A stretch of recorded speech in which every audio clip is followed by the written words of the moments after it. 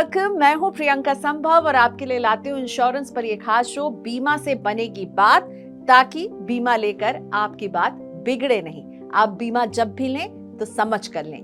वैसे अगर आपके पास बीमा है तो वो आपके लिए कितना सही है, ये आप समझ पा रहे हैं या नहीं? क्योंकि होता ये है कि हम हेल्थ इंश्योरेंस ले लेते हैं, जो कि बहुत अच्छी बात है, लेकिन जब तक उसकी जरूरत नहीं पड़ती है तब तक उसके फीचर्स और नियमों पर ध्यान ही नहीं जाता है। और ऐसा ही कुछ शर्मा जी के साथ भी हुआ। 8 साल से हेल्थ इंश्योरेंस था, टाइमली उसका प्रीमियम पे कर रहे थे, लेकिन जब उसकी जरूरत पड़ी ना तो गच्चा खा गए शर्मा जी। हुआ कुछ यूं कि अशोक शर्मा जी को एंजियोप्लास्टी की जरूरत आ पड़ी। सर्जरी के बाद डिस्चार्ज हो रहे थे तो निश्चिंत थे कि 5 लाख के सम इंश्योर्ड का हेल्थ कवर है और जेब से उनको ज्यादा पैसे नहीं देने पड़ेंगे। लेकिन होश तो तब उड़ गए जब इंश्योरेंस कंपनी ने सर्जरी का एक बड़ा पोर्शन जो है वो क्लेम के तौर पर देने से इनकार कर दिया। 5 लाख रुपए का सम इंश्योर्ड होने के बावजूद शर्मा जी को अपनी जेब से पैसे चुकाने पड़े।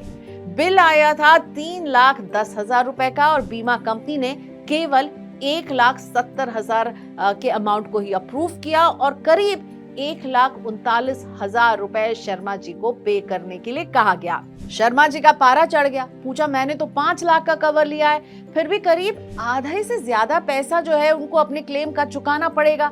बीमा कंपनी से खूब पूछताछ की और जवाब मिला, रूम रेंट कैपिंग की वजह से ऐसा हो रहा है। शर्मा जी नाराज तो बहुत हुए, लेकिन गलती उनकी भी है। रूम रेंट कैपिंग को उन्होंने समझा ही नहीं और उसको समझे बिना जो बीमा लिया वो महंगा पड़ गया। तो क्या है ये रूम रेंट कैपिंग, जिसकी वजह से शर्मा जी को हेल्थ इंश्योरेंस होने के बावजूद बिल का एक बड़ा हिस्सा जेब से देना पड़ रहा है? हम आपको बताने वाले इस वीडियो में। समझिए रूम रेंट कैपिंग कैसे काम करती है और ये आपका बिल कैसे बढ़ा देगी और बीमा क्लेम की रकम को घटा देगी। कंपनियों के प्लान में रूम रेंट के क्लॉज को ठीक से समझना बेहद जरूरी है, क्योंकि इससे पता चलता है कि आपका बीमा हॉस्पिटल रूम का कितना खर्चा उठाएगा। यानी आपके बीमा से तय होता है कि आप सिंगल रूम, डबल रूम या शेयर्ड 4 बेड के वार्ड में भर्ती हो सकते हैं और रूम के ग्रेड के हिसाब से सारे चार्जेस आपके बिल में अप्लाई होते हैं। रूम रेंट लिमिट आमतौर पर पॉलिसी कवर अमाउंट का 1% होती है, यानी इंश्योरेंस कंपनी पॉलिसी के सम इंश्योर्ड का एक फिक्स्ड अमाउंट पे करती है। जैसे कि 5 लाख रुपए की कवर वाली पॉलिसी में पॉलिसी होल्डर को सम इंश्योर्ड के 1% तक का हॉस्पिटल कमरा लेने की अनुमति है। यानी शर्मा जी 5,000 रुपए तक का रेंट वाला कमरा ले सकते थे, उसमें इलाज करवा सकते थे, लेकिन उन्होंने क्या किया? उन्होंने 10,000 रुपए का रूम ले लिया। ये सोचा कि 5,000 रुपए इंश्योरेंस कंपनी दे देगी और वो जो एक्स्ट्रा 5,000 रुपए हैं वो खुद चुका देंगे और बीमा की एलिजिबिलिटी से ऊपर का कमरा ले बैठे। लेकिन यही तो खा गए मार। दरअसल हॉस्पिटल के रूम के किराए के आधार पर उस रूम के मुताबिक बाकी खर्चों का कॉस्ट तय होता है, जैसे कि डॉक्टर की विजिटिंग चार्ज से लेकर सर्जरी का खर्च, सब कुछ। लेकिन आपका प्लान उतना ही खर्च उठाएगा जिसके लिए आपने प्रीमियम भरा है और इसीलिए बीमा कंपनी पॉलिसी होल्डर को पूरे इलाज का बिल घटाकर अदा करती है और इसे कहते हैं प्रोपोर्शनेट डिडक्शन। अब आप अपनी पॉलिसी में तय सीमा से महंगा रूम चुनते हैं, जैसे डीलक्स रूम या प्राइवेट रूम, जबकि आपकी पॉलिसी केवल सेमी प्राइवेट या वार्ड रूम को ही कवर करती है, तो प्रोपोर्शनेट डिडक्शन का फॉर्मूला तय करेगा कि बीमा कंपनी कितना क्लेम देगी। और ये प्रोपोर्शनेट डिडक्शन कैसे निकाला जाता है, इसके लिए भी एक फॉर्मूला है। पॉलिसी के मुताबिक रूम रेंट को डिवाइड किया जाता है, जो रूम रेंट पॉलिसी होल्डर ने चुकाया है, इंटू 100। तो अशोक शर्मा जी के केस में उनकी इंटाइटलमेंट थी 25,000 रुपए की, उन्होंने चुकाया 50,000 रुपए और इससे जब 100 से मल्टीप्लाई किया तो 50 जो निकल रहा है ये न्यूमेरिकल होगा अस्पताल के खर्चे का। 50% ही कंपनी देगी। बीमा जो है वो उनके सारे कॉस्ट को 50% से आधा कर देगा। तो शर्मा जी के बिल पर अब नजर डालकर समझिए कि ये प्रोपोर्शनेट डिडक्शन उन पर कैसे इम्प्लाई किया गया है। 5 दिन के हॉस्पिटलाइजेशन के लिए शर्मा जी ने 10,000 रुपए पर डे के हिसाब से रूम का खर्चा दिया, 50,000 रुपए, लेकिन पॉलिसी केवल 25,000 रुपए के खर्च की ही अनुमति दे रही है। सर्जन की फीस 1 लाख रुपए चार्ज की गई, लेकिन बीमा में ये 50% का प्रोपोर्शनल डिस्काउंट लग गया तो अप्रूव्ड रकम हुई 50,000 रुपए। रूम के आधार पर डॉक्टर विजिट के लिए अदा किए 30,000, लेकिन मिलेंगे 15,000। ओटी इक्विपमेंट चार्ज 15,000 रुपए, लेकिन बीमा केवल 7,500 रुपए ही अलाउ करेगी।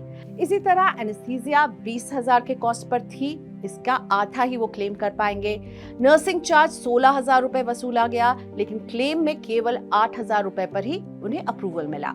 लैब टेस्ट जो है, यानी जो भी आप खर्च करते हैं वो पूरा मिल जाता है, इसलिए 30,000 का खर्चा लैब टेस्ट में हुआ, ये पूरी तरह से क्लेम कर पाएंगे। इसी तरह दवाइयां भी MRP पर होती हैं और वो भी 25,000 उन्हें पूरा मिल रहा है।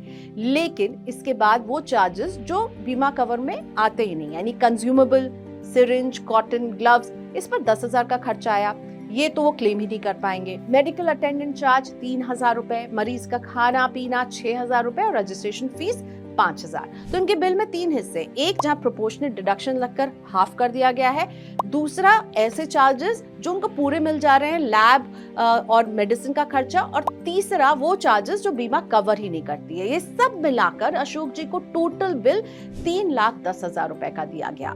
लेकिन प्रोपोर्शनेट डिडक्शन के बाद अप्रूव्ड क्लेम अमाउंट बनता है 1,70,500 रुपए और बाकी बची रकम यानी करीब 1,39,500 रुपए शर्मा जी को देने पड़ेंगे।